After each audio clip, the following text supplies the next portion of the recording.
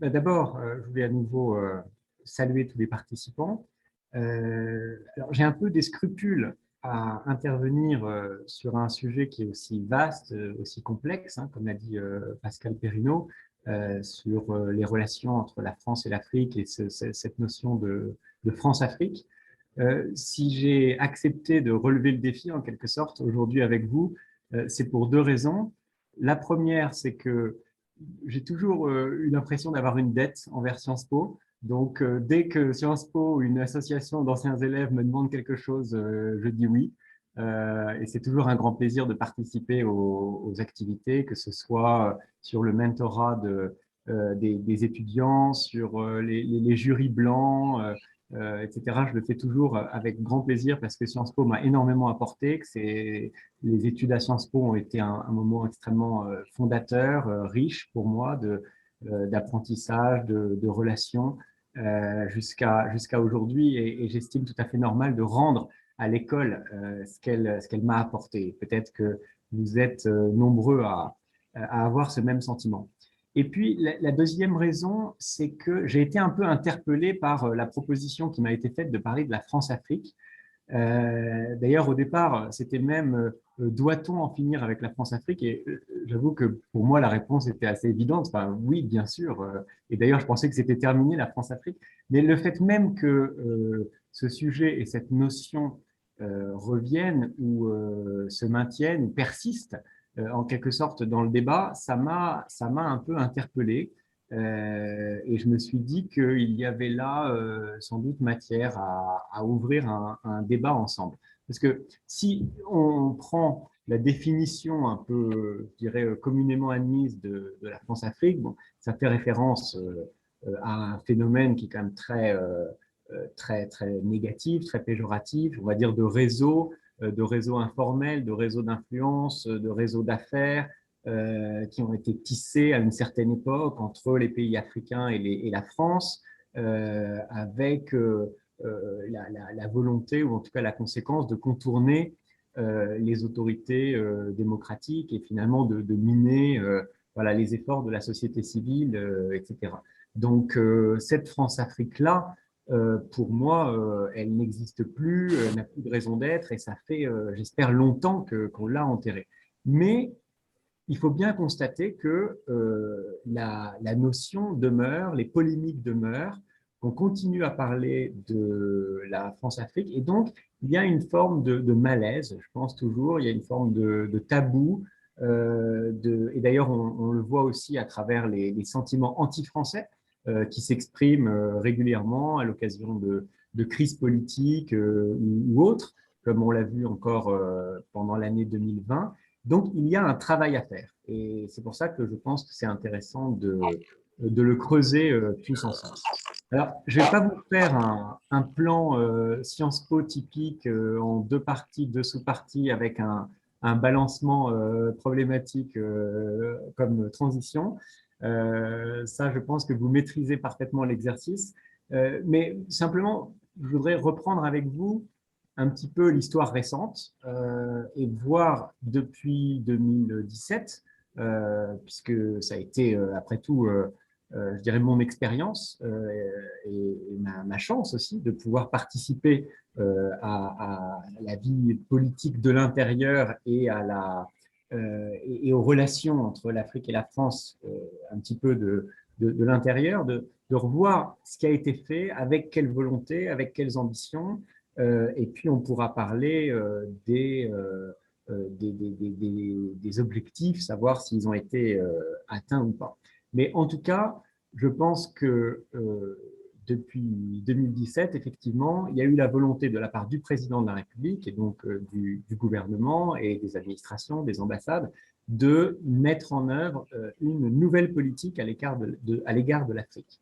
En tournant le dos à certaines pratiques du passé et en affirmant une nouvelle position, de nouveaux messages et un intérêt renouvelé pour le continent, avec un investissement, d'ailleurs, on peut le souligner, du président de la République extrêmement fort, un investissement personnel, un investissement en temps, un investissement en capital politique à l'égard du continent africain. Alors, cette dynamique-là, elle s'est exprimée assez tôt, hein. Dès la campagne, on l'a senti, elle a été affirmée. Dès les premiers pas après les élections présidentielles, le président de la République a pris un certain nombre de décisions. Il a, de manière à la fois symbolique et très opérationnelle, mis en place autour de lui un conseil présidentiel pour l'Afrique, le CPA, dont vous avez peut-être entendu parler. Donc ça, c'était une démarche qui était assez nouvelle, de choisir une douzaine de personnalités assez jeunes, représentant différents secteurs, des personnalités franco-africaines autour du président pour réfléchir avec lui sur cette nouvelle politique à l'égard de l'Afrique, lui faire remonter des informations, travailler sur des sujets, aller sur le terrain pour faire remonter des nouvelles idées. C'est quelque chose qui était assez nouveau et qui, jusqu'à aujourd'hui, continue d'enrichir, je dirais, le débat et la réflexion au niveau de l'État sur ses relations avec l'Afrique. Il y a eu également, pendant les premiers mois, je dirais, une consultation de nombreux experts, mais aussi de personnalités africaines, etc., pour préparer cette politique renouvelée de la France à l'égard de l'Afrique.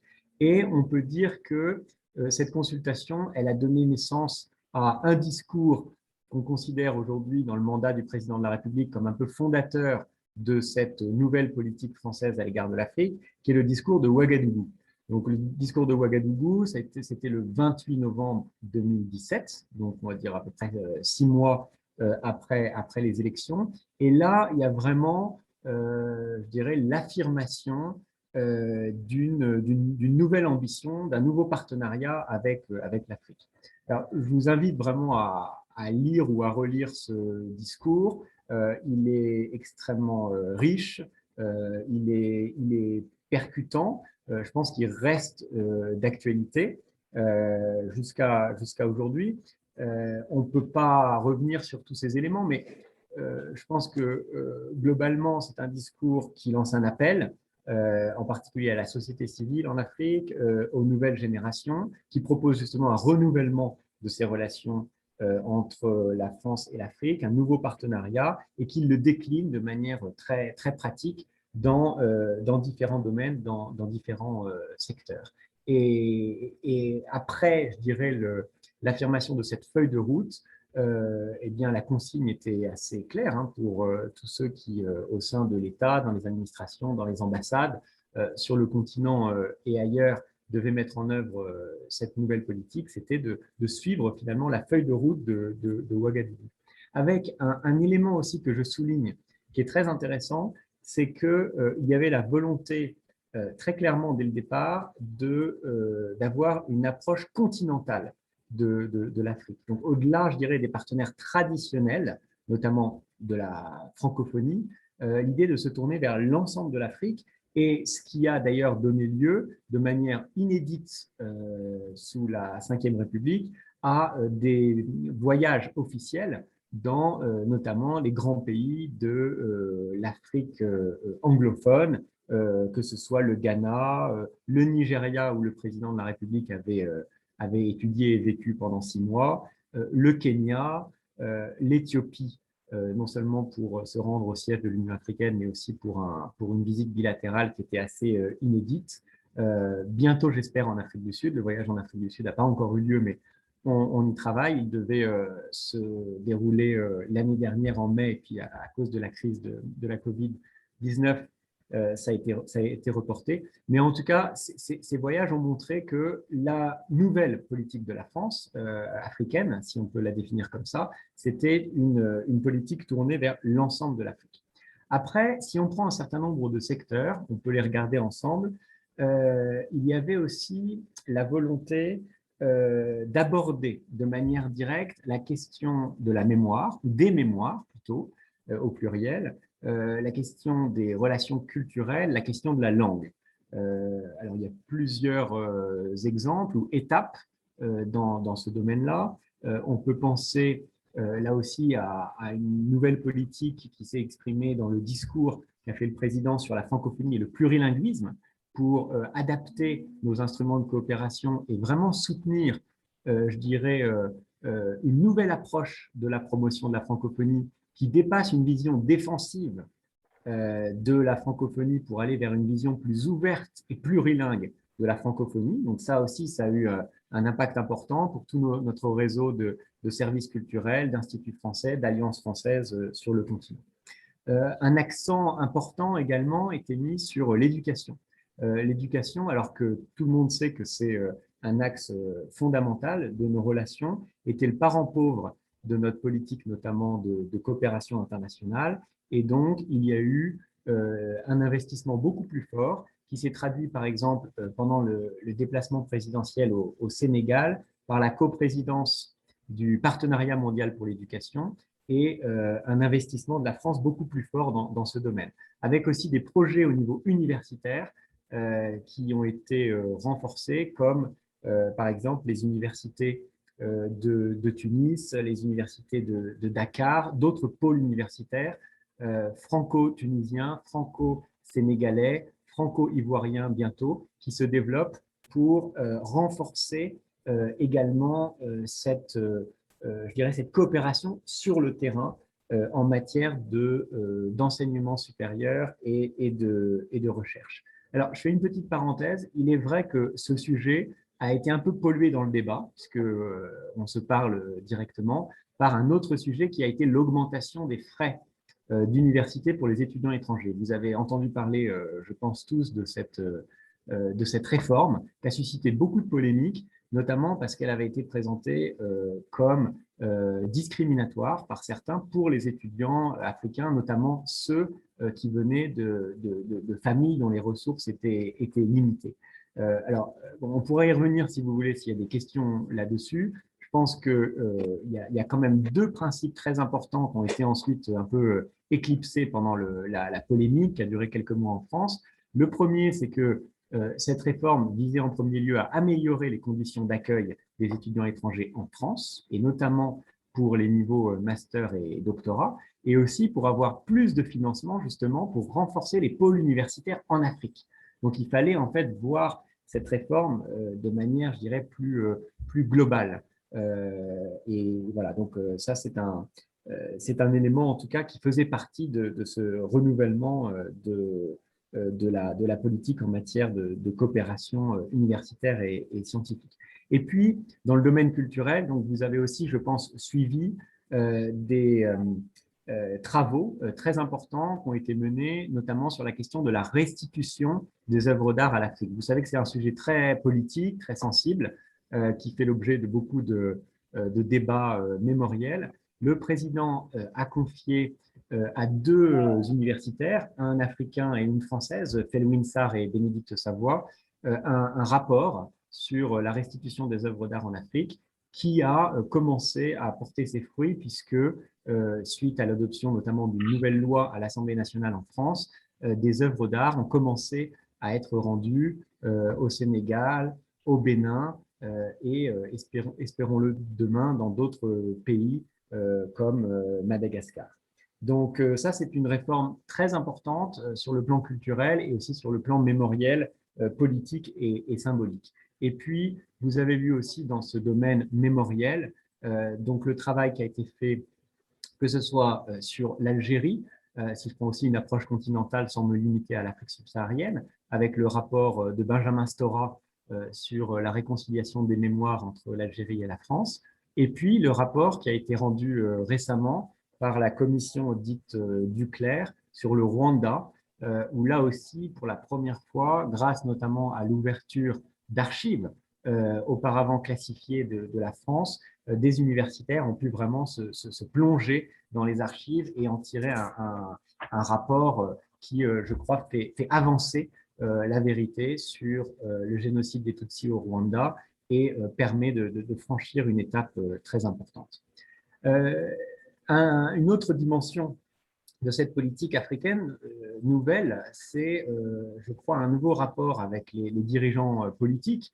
Vous savez qu'une des critiques, évidemment, de la France-Afrique, c'était d'avoir des relations, on va dire, de complicité avec les leaders africains. Je pense qu'on a vu ces toutes dernières années une évolution du comportement, de la manière dont les relations personnelles avec les chefs d'État étaient, étaient menées, avec un dialogue de vérité qui est plus important, plus clair aussi.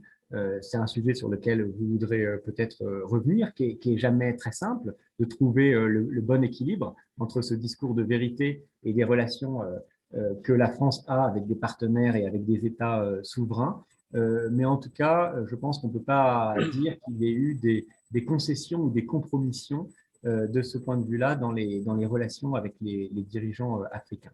Et puis, bien sûr, il y a la question de la sécurité, des interventions françaises en Afrique, où là aussi, je crois que les efforts se sont poursuivis pour, notamment sur la question du Sahel et de la présence militaire française au Sahel, avoir un débat continu sur cette question, notamment au niveau du Parlement, mais aussi plus généralement avec l'ensemble de la population française, et avoir vis-à-vis des partenaires africains et notamment du Sahel, là aussi un discours de vérité. Et je vous renvoie par exemple sur ce sujet au sommet de Pau qui s'est tenu en janvier 2020, qui a été important pour en quelque sorte obtenir une forme de clarification de la position des pays du Sahel sur l'intervention de la France.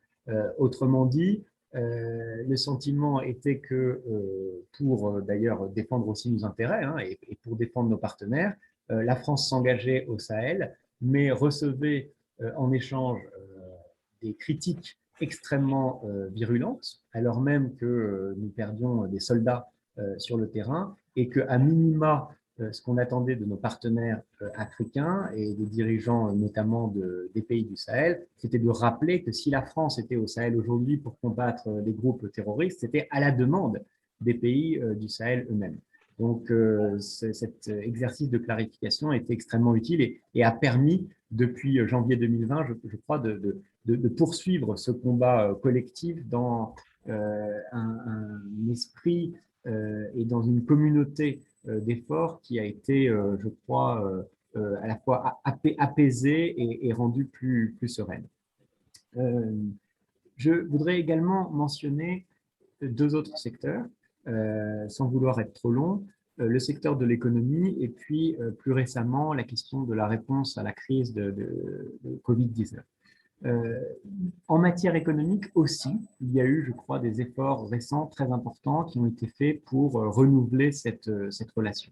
Là aussi, sur le plan monétaire et également symbolique et politique, vous avez suivi la question de la réforme du franc CFA, avec des renouvellements très importants en matière de gouvernance, la mise en œuvre d'une monnaie nouvelle, l'éco, qui marque cette nouvelle étape vers plus de souveraineté. J'espère que la souveraineté était respectée auparavant, mais en tout cas plus de clarté, plus de transparence sur le rôle des uns et des autres, et notamment le rôle de la France vis-à-vis des pays réunis par cette zone monétaire. Vous avez vu également un effort plus important d'investissement économique en Afrique ces toutes dernières années, avec, je dirais, à la fois sur le plan de l'aide au développement, un effort substantiel, puisque pour la première fois depuis 2007, l'aide publique au développement a augmenté de manière significative avec une priorité à l'Afrique. Donc là, on parle plutôt vraiment du développement économique, de la lutte contre la pauvreté, de la lutte contre les inégalités.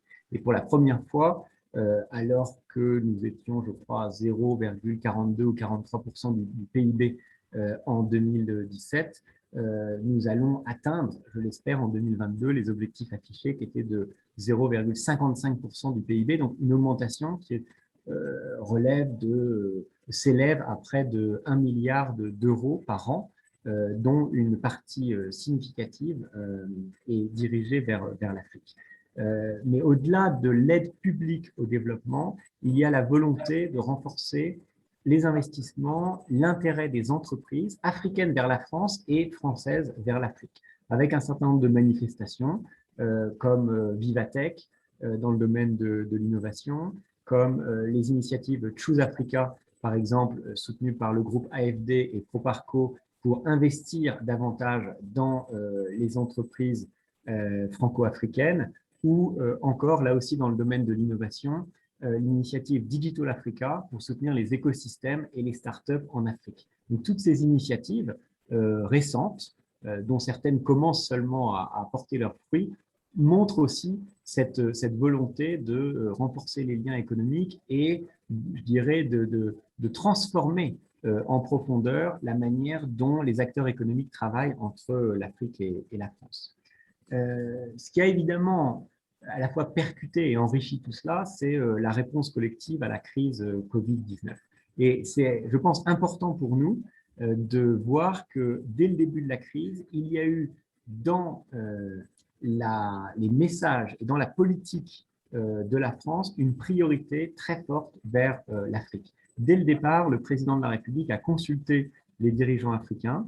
Il a lancé un appel à la communauté internationale pour qu'il y ait une réponse très forte collective à la crise Covid-19 sur le continent africain. C'était notamment à travers une tribune que vous pouvez retrouver dans le Financial Times qui date du 14 avril 2020 et qui a été importante parce qu'à partir de cette tribune qui a été signée à la fois par des dirigeants européens et africains, ensuite la France a pu porter ce message dans les différentes instances internationales, notamment lors du sommet du G20, où vraiment le président français a exprimé, et il a été peut-être pas le seul, mais en tout cas celui qui l'a fait le plus clairement sur son temps de parole au G20, pour exprimer à la fois la nécessaire solidarité, la coopération à l'égard de l'Afrique dans cette gestion de la crise Covid-19.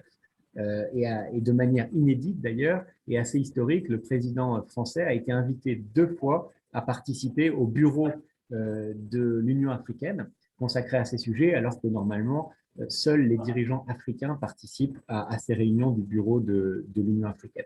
Et puis, vous avez peut-être vu plus récemment des initiatives françaises qui ont été prises, à la fois pour qu'un certain nombre de doses de vaccins, donc c'est l'initiative 5%, soit, je dirais, envoyées dans certains pays africains, et puis pour que la communauté internationale renforce la capacité de l'Afrique à produire ses propres vaccins.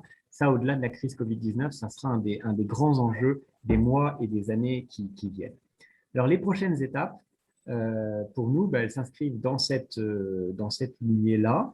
La première va arriver très vite, puisque le 18 mai à Paris, la France va accueillir justement un sommet sur le financement des économies africaines pour voir comment, de manière durable, on peut soutenir les dettes africaines et renforcer les investissements vers l'Afrique pour aider les pays africains, ou en tout cas les accompagner dans cette gestion de la crise post-Covid. Et puis, nous aurons un rendez-vous extrêmement important en juillet, qui sera le sommet Afrique-France. Donc ça, j'espère que ça sera l'occasion sur ce thème de la France-Afrique de montrer vraiment que nous sommes passés à un autre chapitre de l'histoire. Ce qui est là aussi inédit, c'est que pour la première fois, ce sommet Afrique-France se tiendra sans les chefs d'État africains. Vous savez que traditionnellement, je crois que c'est la 20e ou 21e édition, le sommet Afrique-France, c'est à huis clos, les dirigeants africains qui se réunissent avec la France et d'autres invités. Là, c'est complètement différent. La formule a été profondément modifiée et les invités à ce sommet de Montpellier qui se tiendra les 8 et 9 juillet sont des représentants justement de la société civile, des entrepreneurs, des artistes, des chefs d'entreprise, des scientifiques, des sportifs, tous ceux qui incarnent ce renouvellement des relations entre l'Afrique et la France, ceux qui feront vraiment les partenariats entre l'Afrique et la France de demain. Donc, c'est un changement de logiciel qui est assez complet. avec, je pense, des séquences qui sont intéressantes à préparer et à suivre, notamment un débat sur justement tous ces sujets un peu épineux qui demeurent entre la France et l'Afrique, avec des vraies propositions pour inventer ces relations franco-africaines de demain. Et puis, beaucoup d'échanges sur les partenariats économiques, les partenariats culturels, etc. etc. Donc, un grand rendez-vous important qui s'inscrit vraiment dans la suite de tous les efforts qui ont été conduits depuis 2017 pour revisiter et approfondir ces relations. Et puis, l'année prochaine, en 2022, la France présidera l'Union européenne pendant 6 mois au premier semestre. Et donc, la France devrait accueillir le sommet Union européenne-Union africaine. Et là aussi, je pense que ça sera important de montrer le renforcement des liens avec l'Afrique à ce moment-là, avec une dimension européenne extrêmement forte. Voilà, je ne vais pas être beaucoup plus long. Est-ce que cette politique-là, ces initiatives, ces différentes démarches permettront d'écrire une nouvelle page vraiment de l'histoire entre l'Afrique et la France? Moi, je l'espère. Je pense aussi que c'est un travail de longue haleine et qu'il faut chaque jour y participer, renforcer la confiance, la transparence, et, travailler sur des combats communs puisque je pense que notre avenir est lié, notre destin est lié sur les sujets comme évidemment le dérèglement climatique, le renforcement de la place des femmes dans les sociétés, l'inclusion, la démocratie. Tous ces combats communs, je pense que nous pouvons les mener ensemble à partir du moment où les bases du partenariat sont saines, sont fortes et sont ambitieuses. Et c'est pour ça que je voudrais terminer par deux messages extrêmement simples. Le premier, c'est sûr, c'est que nous n'avons aucune leçon à donner à l'Afrique. Ça, je crois que c'est clair. Il faut en être vraiment intimement convaincu et travailler avec l'Afrique dans toute sa diversité, qui est immense, comme des partenaires. Et puis, le deuxième message, c'est pour vous inviter à participer, à vous engager, à contribuer à cette relation et à ce renouvellement des relations entre l'Afrique et la France, puisque où que vous soyez, quelle que soit votre position aujourd'hui, vos fonctions, vos aspirations, cette relation riche, belle, à la fois historique et d'avenir, mérite que vous y investissiez pleinement. Merci beaucoup.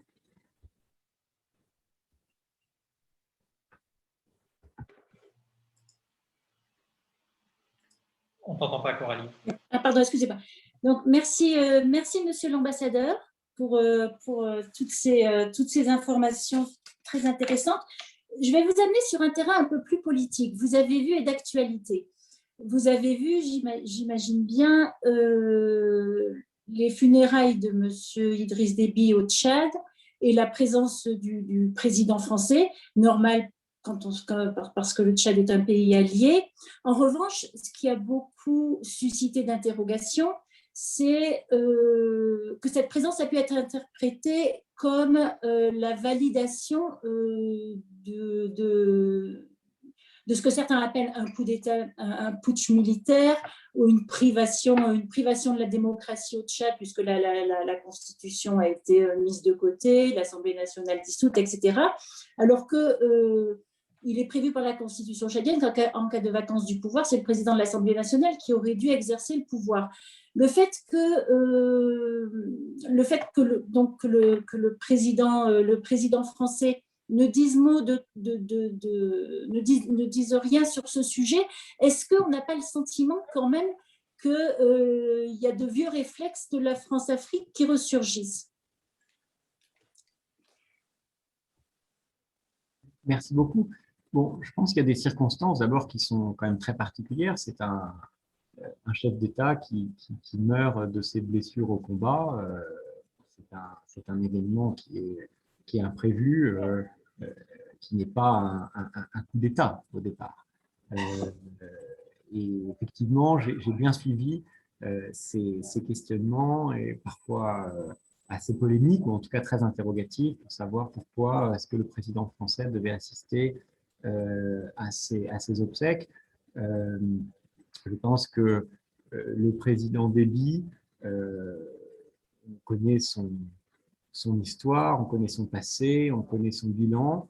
On sait aussi que dans les dernières années, pas seulement aux côtés de la France, mais de tous les pays du Sahel, il a été avec l'armée tchadienne, avec le gouvernement tchadien, très impliqué dans la lutte contre les groupes terroristes au Sahel. Donc ça a été effectivement un partenaire pour la France.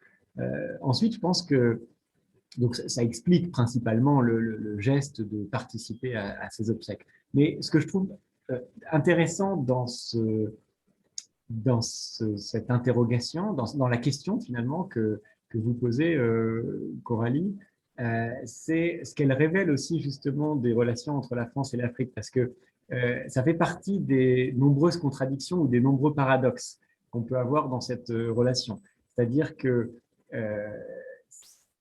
si le président français se rend aux obsèques d'Idriss Déby à N'Djamena, il va être critiqué, mais s'il n'y va pas, on va dire, eh bien, vous voyez, la France, elle s'appuie sur le Tchad avec d'autres pays pour lutter contre les groupes terroristes, vous voyez comment elle traite ses partenaires, maintenant que le président est décédé, ça y est, il est déjà oublié, etc. Et c'est assez courant dans les relations entre l'Afrique et la France, que d'avoir à chaque fois cette impossibilité presque à trouver la bonne position, parce que de toute façon, on est critiqué d'un côté comme de l'autre. Alors, je ne parle pas de l'Algérie, où c'est encore plus fort et encore plus passionnel, puisque sur l'Algérie, si on ne s'exprime pas sur ce qui se passe en Algérie, ça y est, on est indifférent, on est aveugle, etc. Et puis dès qu'on dit un mot sur l'Algérie, ça y est, ça devient de l'ingérence. Mais c'est un petit peu pareil. C'est comme, vous savez, c'est pas tellement le cas en Afrique australe, en Afrique du Sud, mais dans beaucoup de pays d'Afrique francophone, parfois, ce sont les mêmes d'ailleurs, ils reprochent à la France de quitter le pays, de ne pas investir suffisamment, de ne pas être suffisamment présent, et puis ce sont les mêmes qui après expliquent que la France a trop d'influence ou manipule la vérité, etc. Donc, on est toujours sur cette ligne de crête et sur ces interprétations qui sont discutées sur les positions de la France vis-à-vis de l'Afrique.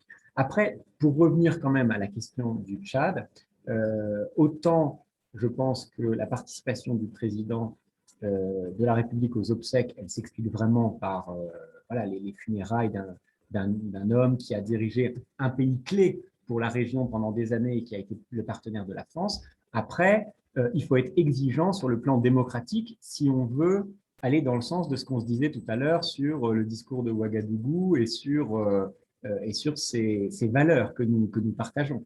Et justement, le président Macron a été extrêmement clair hier matin, je crois que c'était hier matin, hein, quand il a reçu à Paris le président de la République démocratique du Congo, Félix Tshisekedi. Il a été interrogé sur le Tchad, et notamment parce que lundi et mardi, comme vous l'avez peut-être vu, il y a eu des violences contre des manifestants à N'Djamena. Et là, très clairement, le président français a dit, écoutez, moi je me suis rendu aux obsèques, mais la position de la France est extrêmement claire.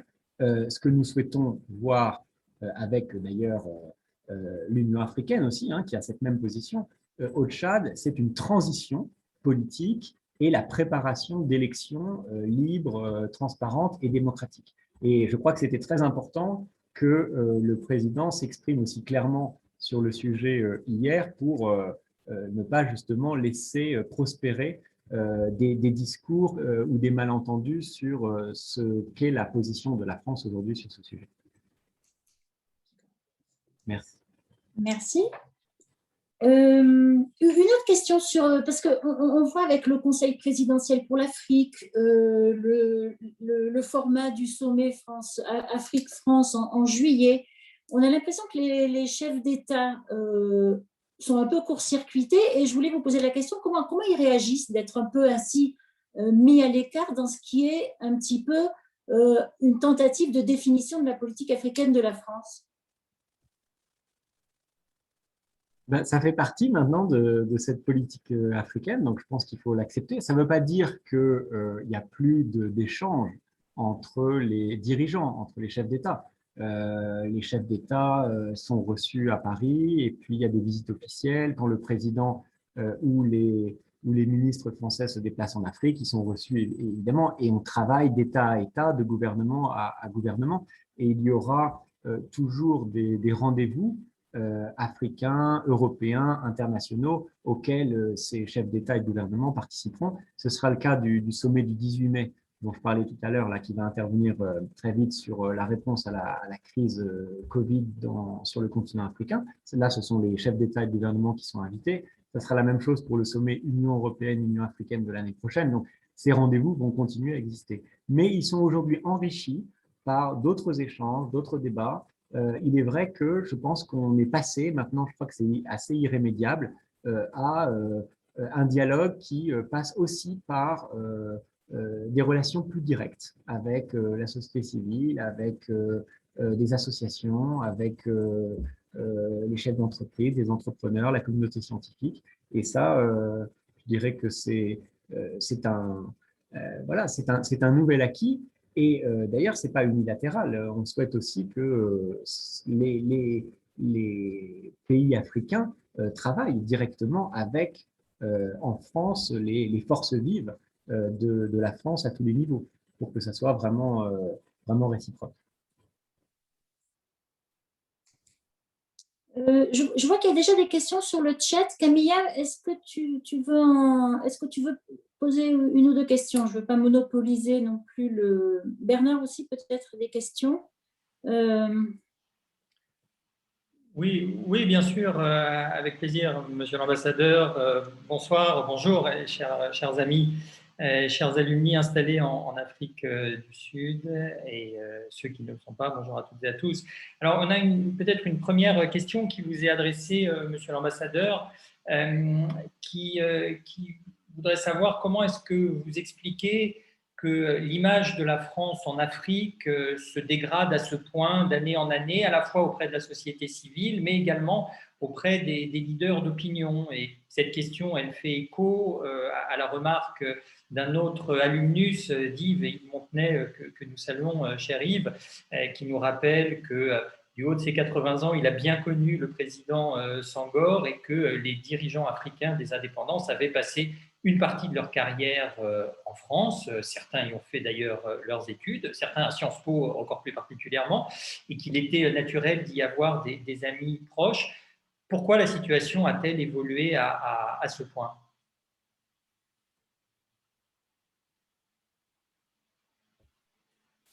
Merci beaucoup. Là, je pense qu'il faut qu'on s'y mette à plusieurs pour répondre. C'est pas évident. Je ne sais pas, c'est peut-être une interprétation des choses. Je ne sais pas si vraiment il y a eu une dégradation aussi forte qu'on l'entend parfois, mais en tout cas, j'écoute et je vois bien que ces affirmations sont répétées régulièrement. Et je pense que justement, cette question, peut-être qu'elle existe parce qu'on ne se l'est pas assez posée. Ce que je veux dire par là, c'est que je crois que ce qu'on cherche à faire, notamment depuis 2017, je vous parle des démarches ou de la dynamique à laquelle j'ai été le plus associé le plus près. Mais c'est précisément d'essayer de comprendre cela et de poser la question de la place de la France, du rôle de la France en Afrique, de ce que les partenaires africains à tous les niveaux voudraient faire avec la France, de la poser de manière très directe et de la poser de manière nouvelle. Et donc, je pense que tous les efforts qui ont été faits, que ce soit avec le Conseil présidentiel pour l'Afrique, le travail sur l'innovation avec les entrepreneurs, le sommet de Montpellier que nous préparons, etc., ben, c'est pour mettre un terme à ça, à cette dégradation de l'image ou des relations, telle qu'on la présente souvent en tout cas, de prendre les sujets difficiles à bras le corps. Je parlais tout à l'heure du débat à Montpellier. Ce débat, on est en train de le préparer aujourd'hui à travers un cycle de débats organisé dans 12 pays. Et le mot d'ordre que nous avons, nous, pays, c'est le cas de l'Afrique du Sud, il y a 11 autres pays en Afrique, dans lesquels on doit organiser un cycle de débats. Et ces débats, on doit les organiser non pas dans les ambassades, mais chez des partenaires africains, à chaque fois, et on doit vraiment les organiser de manière très directe sur les sujets qui fâchent. Donc, on prend la liste des sujets qui fâchent, on peut l'établir ensemble. Alors, heureusement, il y a des sujets qui nous rapprochent aussi avec l'Afrique. Il ne faut pas se cantonner qu'aux sujets qui fâchent. Mais il y a des sujets, voilà, le franc CFA, la restitution des œuvres d'art, la question de l'ingérence, la question du soutien aux leaders qui ne seraient pas des démocrates, la question de la présence militaire et des accords de défense. Enfin, vous prenez les sujets qui existent aujourd'hui et pendant 3 mois, on va faire des débats justement pour essayer de réfléchir à ça. D'où viennent les problèmes? Qu'est-ce qu'on peut se dire sur ces sujets? Et quelles propositions on peut faire pour passer à autre chose? Moi, dans mon fort intérieur, pour vous parler très directement, je pense qu'il y a une grande partie de ces polémiques qui sont manipulées, dans le sens où il y a une instrumentalisation politique, notamment dans les pays, les anciennes colonies, les pays plutôt francophones, il y a une instrumentalisation des relations avec la France. On utilise en quelque sorte ces polémiques liées à la France pour fragiliser les pouvoirs en place. Et ça, je veux dire, je ne le critique pas. Je constate juste que, quelque part, ce n'est pas notre combat, mais on est sur le ring. Donc, c'est une place qui est très inconfortable. Mais ça ne veut pas forcément dire que dans le cœur, dans l'esprit, ou dans les projets, ou dans la réalité de la présence économique, les relations se dégradent vraiment. Il y a quand même une pollution, il y a une pollution politique et médiatique qui est largement liée à de l'opportunisme politique. Ça, on le voit. Il y a un peu d'interférence extérieure aussi. Il y a quelques puissances étrangères qui ne voient pas toujours d'un bon œil notre influence dans certains pays d'Afrique, donc qui alimentent ça. Ça, on le sait et il faut le combattre. On a certains instruments pour le faire et je crois qu'il faut le faire. Il ne faut pas être naïf par rapport à ça. Mais voilà, il y a une partie d'instrumentalisation. Mais si je mets la question de l'instrumentalisation ou de la manipulation à part, il reste sans doute des gens qui, sincèrement, pensent que la France, je ne sais pas, a une influence néfaste sur les pays d'Afrique aujourd'hui, etc. Et dans ce cas-là, enfin, pour moi, la réponse, c'est plus de dialogue, plus de pédagogie, plus de respect mutuel, plus d'initiatives ensemble qui sont des initiatives qui prennent des formes nouvelles, comme celles qu'on essaie de mettre en place. Et après, faisons tout ça, ça prendra du temps, c'est un voyage au long cours, faisons des propositions pour renouveler les choses, pour, faire des réformes, avoir des nouvelles idées sur, je ne sais pas, des maisons de l'Afrique en France, etc. Il y a aussi un gros travail à faire en France avec les diasporas, parce que la question des diasporas a aussi un rôle majeur dans la perception des relations entre l'Afrique et la France. Donc, c'est un travail qui doit être fait sur le continent africain, mais aussi en France et en Europe, où parfois les problèmes de politique intérieure et les problèmes intérieurs, comme celui de la lutte contre les discriminations, par exemple, viennent aussi percuter la question diplomatique avec l'Afrique. Donc moi, je crois à tout ça et je crois qu'il faut lever les malentendus et il faut lever les paradoxes. Par exemple, un paradoxe très simple porte sur la présence économique française en Afrique. Il y a souvent des critiques sur le rôle des entreprises françaises en Afrique qui tireraient les ficelles ou auraient des agissements, etc., extrêmement néfastes. Bon, déjà, je pense que nos entreprises, quand même, se comportent beaucoup mieux sur le plan social, environnemental que beaucoup d'autres entreprises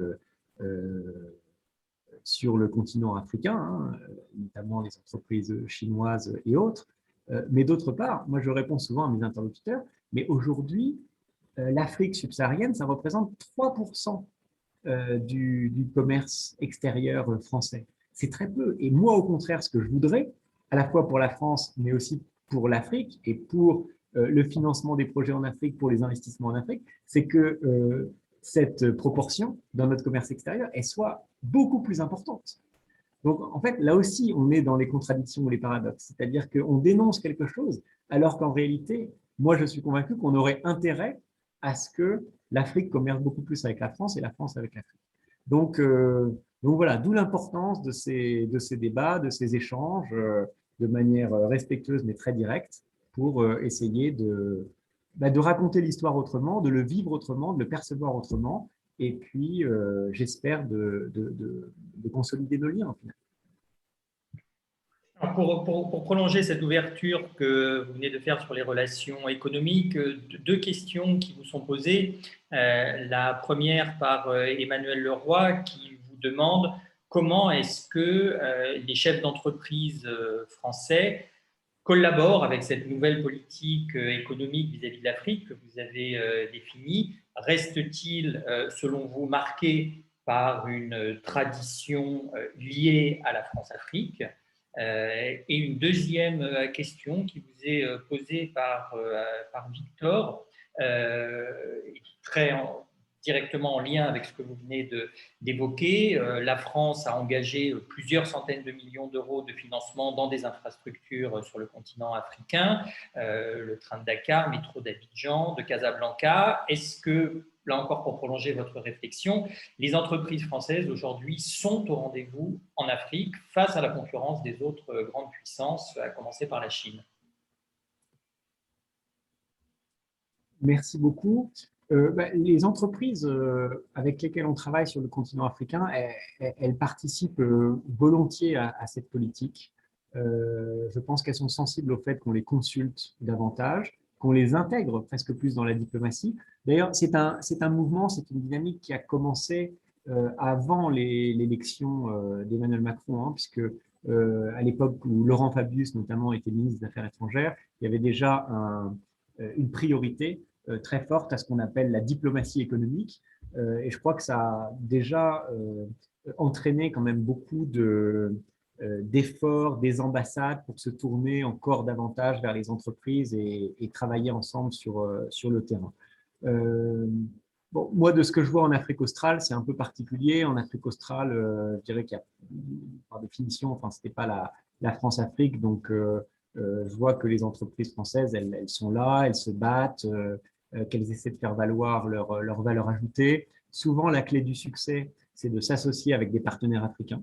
Donc, c'est ce que font beaucoup d'entreprises françaises qui réussissent ici dans la région d'Afrique australe, mais je pense que c'est vrai aussi ailleurs, en Afrique du Nord, au Maroc, en Afrique de l'Ouest. C'est vrai aussi pour les grands sujets d'infrastructure que vous avez cités tout à l'heure.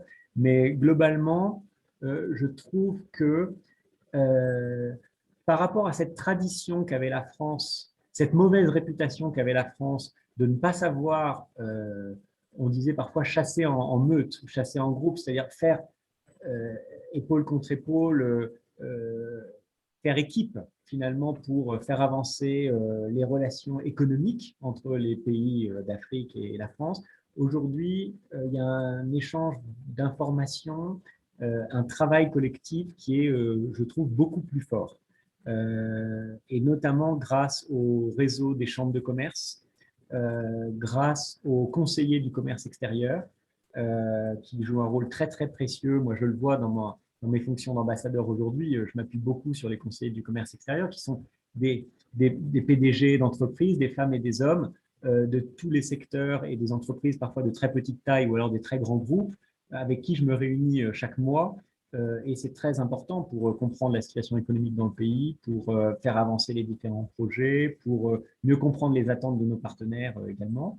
Et puis, ce que j'ai mis en place ici, par exemple à l'ambassade en Afrique du Sud, c'est ce qu'on appelait une task force économie, où chaque semaine, je réunis les différents services, services économiques régional, Business France, l'Agence française de développement, les services de coopération, pour ensemble faire avancer justement les projets de diplomatie économique. Mais je dirais que les entreprises françaises vraiment participent volontiers à cet effort. Après, la question sur la réponse des entreprises françaises aux appels d'offres, bon, ça dépend des marchés. Je pense qu'il y a des marchés en Afrique qui sont plus ou moins concurrentiels, plus ou moins compétitifs. L'Afrique du Sud, par exemple, ou l'Afrique australe, ce sont des marchés qui sont déjà très mûrs, avec beaucoup d'infrastructures, mais aussi des contraintes fortes, par exemple sur les programmes de discrimination positive, ce qu'on appelle le Black Economic Empowerment, donc qui incite, qui oblige, même qui contraint les entreprises à partager une partie de leur capital avec des entreprises locales. Bon, ben, tous nos concurrents internationaux ne sont pas prêts à faire cet effort-là. Les entreprises françaises savent le faire et donc elles gagnent ici des projets très, très importants. Mais peut-être qu'en Côte d'Ivoire, au Sénégal, au Mali, au Cameroun, la situation est un peu différente. Je ne pourrais pas trop rentrer dans le détail là-dessus. En tout cas, ce que je peux vous dire, c'est qu'une des dimensions très fortes de cette politique renouvelée, c'est la diplomatie économique dans le respect des règles locales et avec la volonté à chaque fois de s'associer avec des partenaires africains. Pour rester sur le terrain de l'économie, l'intérêt pour l'Afrique anglophone repose avant tout sur un intérêt économique, parce que c'est dans ces pays-là où il y a des taux de croissance plus élevés, c'est dans ces pays-là où il y a énormément de potentiellement de consommateurs, etc. Donc, ça vous inspire quoi qu'on se tourne maintenant de plus en plus vers l'Afrique anglophone, en fait, peut-être au détriment de l'Afrique francophone, en matière économique, cette nouvelle diplomatie économique? Non, mais je reviens à ce que je disais. Je pense que vraiment, ce qu'on cherche à faire aujourd'hui, c'est avoir une approche continentale où on s'intéresse à tout le monde, en fait. Si on regarde la croissance économique, bon, il y a des cycles. La Côte d'Ivoire, par exemple, est un des pays qui, dans les années récentes, a connu les taux de croissance les plus importants. Il y a des pays anglophones aujourd'hui ou lusophones qui, malheureusement, traversent des crises, des difficultés et où les perspectives économiques sont moins bonnes.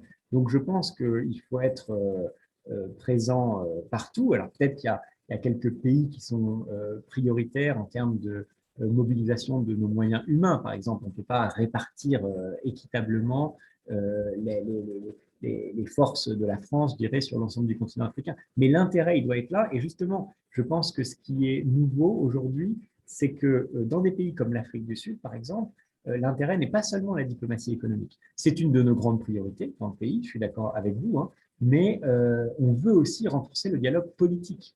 Et ici, c'est pour ça qu'on est très heureux d'avoir renforcé ce dialogue politique qui se tient maintenant au niveau des ministres des Affaires étrangères entre l'Afrique du Sud et la France. Et quand l'Afrique du Sud siège au Conseil de sécurité, quand elle préside l'Union africaine, bah, c'est très important pour nous d'avoir ce dialogue politique qui fonctionne déjà, parce que ça nous permet de travailler ensemble sur les crises, sur la région des Grands Lacs, sur l'Éthiopie, sur le Sahel, aujourd'hui sur le Mozambique, qui malheureusement connaît une situation très difficile au nord du pays, dans le Cabo Delgado, et qui nécessite aussi un dialogue politique et sécuritaire très important avec l'Afrique du Sud. Donc, ce qu'on cherche à mettre en œuvre, vraiment, c'est d'avoir cette vision continentale équilibrée avec l'ensemble des pays.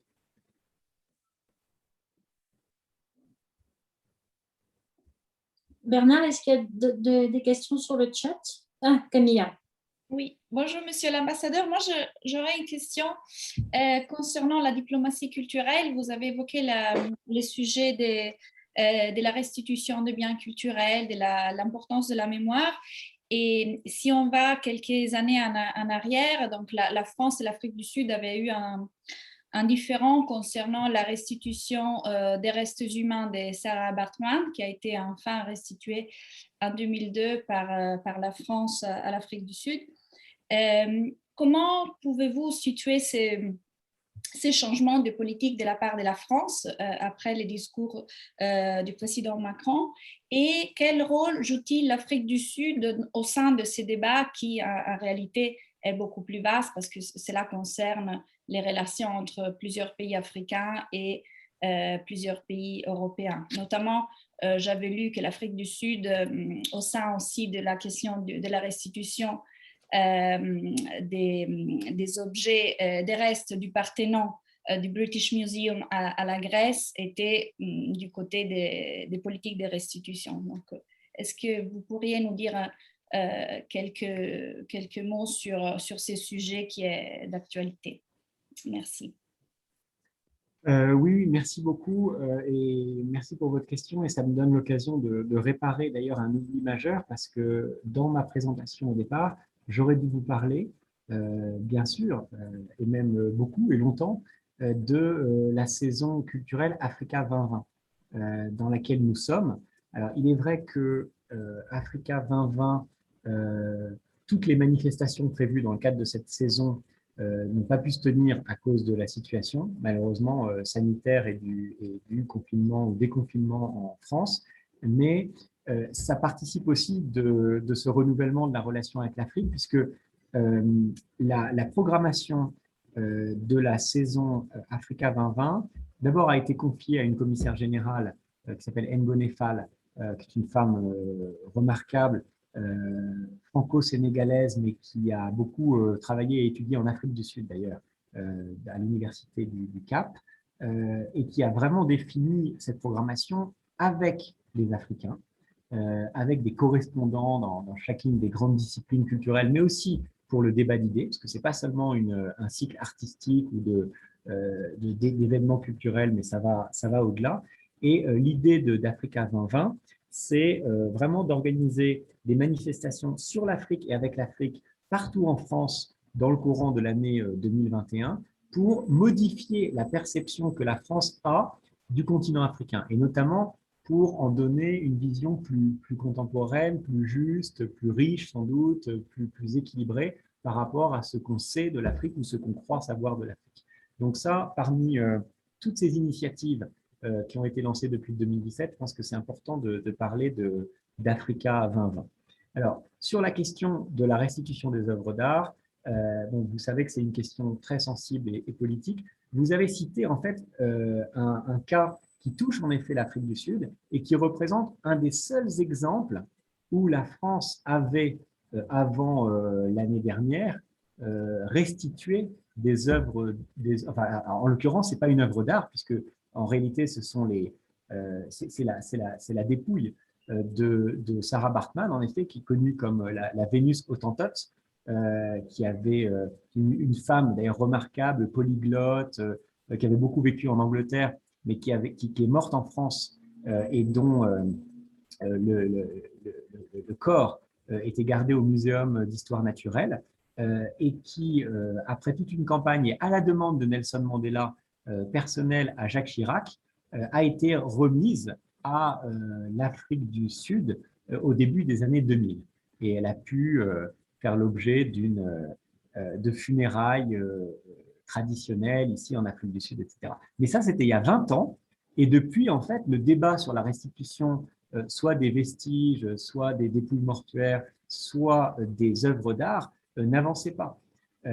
Et alors, sur la question des œuvres d'art, d'ailleurs, comme vous le savez peut-être, en fait, un des grands arguments, il y avait deux arguments. Il y a un argument juridique qui était très fort, c'est qu'une fois qu'une œuvre d'art rentre dans le domaine public en France, elle est inaliénable et donc il faut une loi pour la restituer à un pays. Donc c'est une procédure qui est extrêmement lourde.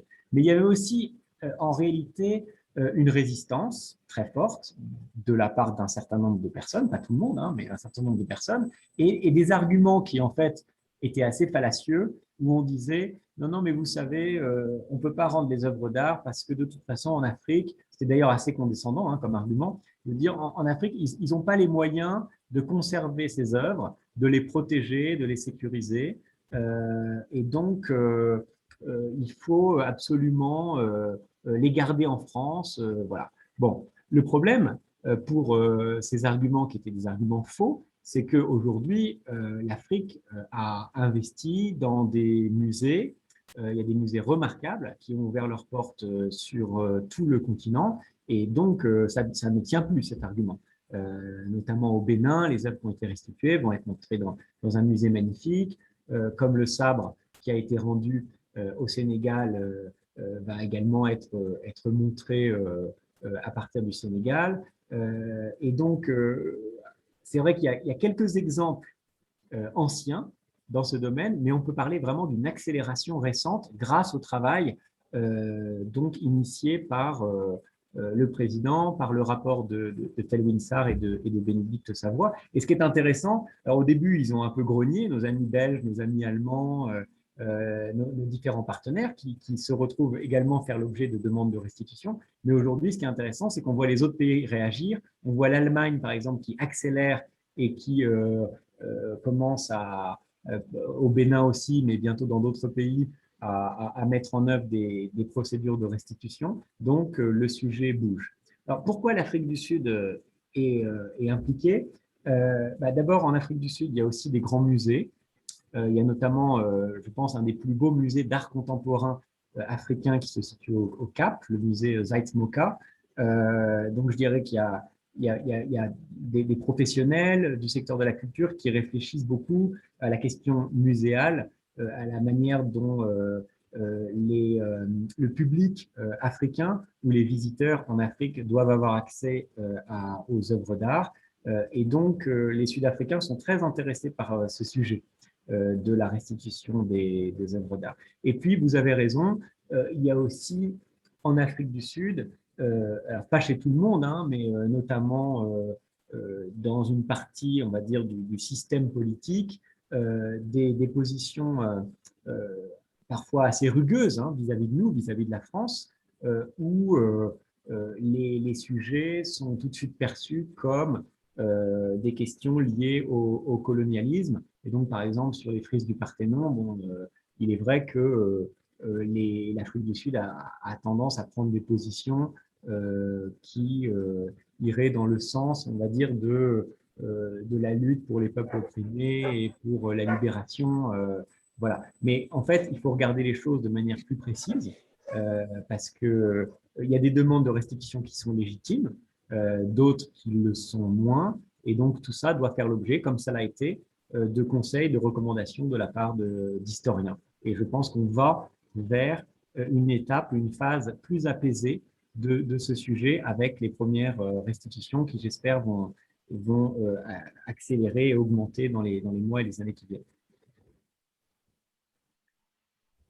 Merci, Monsieur l'Ambassadeur. Peut-être une toute dernière question, puisqu'il est déjà 17h15 et nous nous étions engagés à ce que cette conférence ne dure pas plus d'une heure et quart. Une toute dernière question qui est en fait une double question. La première, c'est une question qui vous est posée par Philippe, qui est sud-africain, qui vit en France et qui trouve que l'image de l'Afrique du Sud en France est assez négative. Est-ce que vous êtes parti, vous, en mission avec cette image? Quelle est celle que vous avez du pays aujourd'hui? Est-ce qu'il y a, selon vous, une Afrique qui gagne dont on ne parle pas ou dont on ne parlerait pas assez, en tout cas? Et la deuxième question que je voudrais vous poser, est-ce que la réconciliation sud-africaine a vocation à être un exemple pour le reste du continent, ou est-ce que vous, en tout cas, dans votre action, c'est un exemple que vous utilisez dans la relation entre la France et l'ensemble du continent africain? Oui, merci beaucoup. Je ne sais pas si l'image de l'Afrique du Sud en France est négative. Moi, je la trouve en général plutôt bonne. Bon, on associe l'Afrique du Sud à son histoire, à l'histoire du combat contre l'apartheid, au pays bien sûr de Mandela, donc qui suscite plutôt l'admiration en fait des Français. Bon, c'est aussi un pays par ailleurs qui est absolument magnifique, qui recèle des beautés, une culture, des paysages extraordinaires. Je dis ça aussi parce que la France, peu de gens le savent, mais représente le 5e pays d'origine des touristes en Afrique du Sud. Donc, il y a avant la Covid-19 en tout cas, il y avait environ 135 000 Français qui se rendaient en vacances en Afrique du Sud chaque année. Donc, c'est tout à fait considérable. Et ça montre que le fait de voyager en Afrique du Sud fait rêver beaucoup de Français. Donc, je ne dirais pas que l'Afrique du Sud est assez négative. Je pense qu'il y a eu une période difficile avec les soupçons de corruption qui font l'objet aujourd'hui de beaucoup de débats politiques et judiciaires en Afrique du Sud. notamment ces 15 dernières années. Mais je pense que globalement, l'image reste assez positive. Moi, ce qui me chagrine un peu parfois en tant qu'ambassadeur, c'est qu'il n'y a pas toujours une attention suffisante à l'égard de l'Afrique du Sud, peut-être parce que le pays est assez loin, mais en fait, je trouve qu'il y a beaucoup de similitudes entre nos deux pays, il y a beaucoup de liens, et tous les jours, dans les projets que je suis, dans les visites que je fais sur le terrain, je suis frappé de voir que la France a une présence beaucoup plus importante en Afrique du Sud que ce qu'on pense.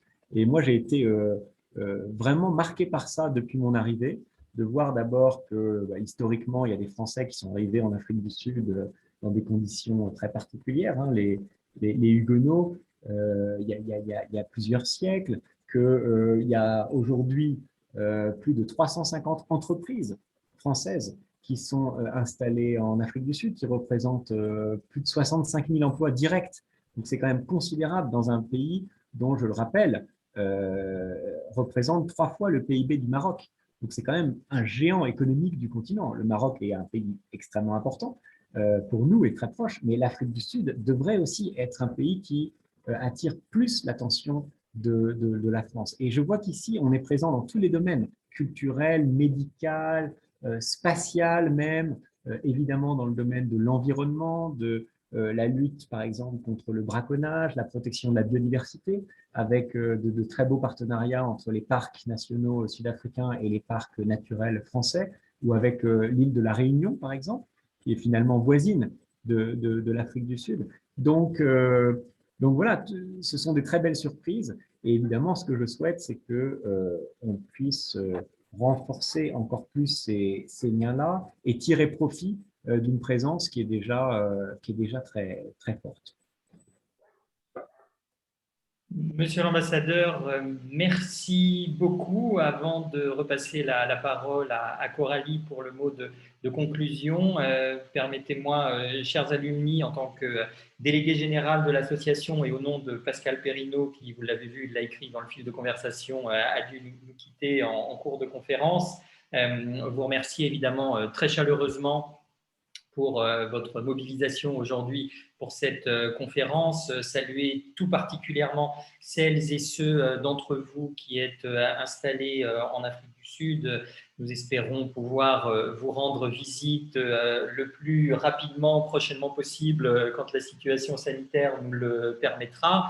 D'ici là, n'hésitez pas à conserver le lien fort avec Sciences Po Alumni. N'hésitez pas à activer votre compte sur le site de Sciences Po Alumni pour mettre à jour notre base de données, pour continuer à recevoir les informations de Sciences Po Alumni, nos newsletters, les invitations aux différents événements. N'hésitez pas à adhérer à l'association si vous le souhaitez. Profitez d'offres exceptionnelles à moins 50% d'adhésion pour les alumni à l'international actuellement.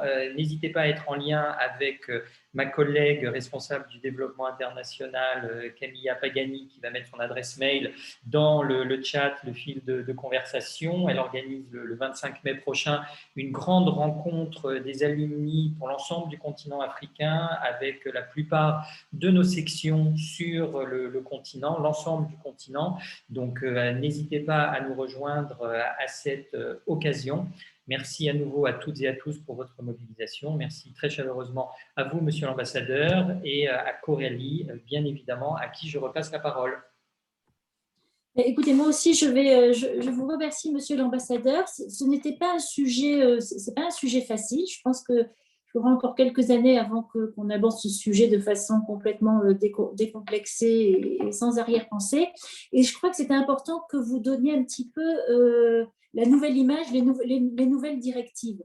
Un peu plus comment dire, non pas plus rafraîchissantes, mais plus optimistes et plus modernes de la nouvelle politique africaine de la France, et qui contribue un petit peu à chasser tous tous ces vieux clichés qu'on peut avoir et qui perdurent sur la France-Afrique.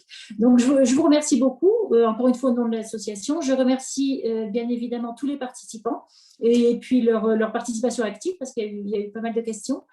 Et je remercie bien évidemment Sciences Po Alumni qui nous a aidés à organiser cette conférence. Voilà. Merci à tous. À bientôt. Merci. Merci. Merci, monsieur l'ambassadeur. Merci, Coralie. Au revoir. Merci. Au revoir.